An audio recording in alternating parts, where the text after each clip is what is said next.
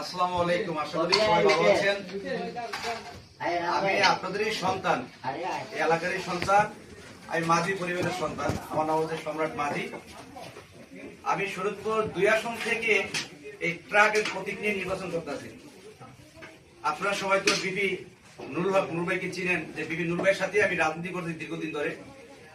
এই দেশে মানুষের অধিকার প্রতিষ্ঠিত করতে গিয়ে, দেশে মানুষের ভোট অধিকার প্রতিষ্ঠিত করতে গিয়ে আপনারা জানেন যে আমি গুলি খেয়েছি, রিমান্ডে গেছি, জেলে গেছি, গুম হয়েছি, বাড়ি ছাড়া হয়েছি, অনেক আন্দোলন সংগ্রাম করে এতটুকু আসতে হয়েছে।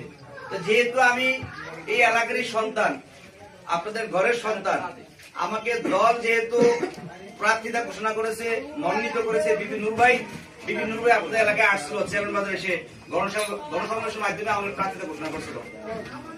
যেহেতু আমি আপনাদের এলাকার সন্তান, আপনারা আমার জন্য দোয়া করবেন। আর আপনাদের যে আমানত, যে ভোটটুকু আল্লাহর রাস্তায় আপনার কাছ থেকে ভোট চেয়ে যাচ্ছি, যখন নির্বাচন হবে, জাতীয় নির্বাচন, তখন আমাকে এলাকার ছেলে হিসাবে আপনারা আল্লাহর রাস্তায় আপনাকে ভোট দিবেন।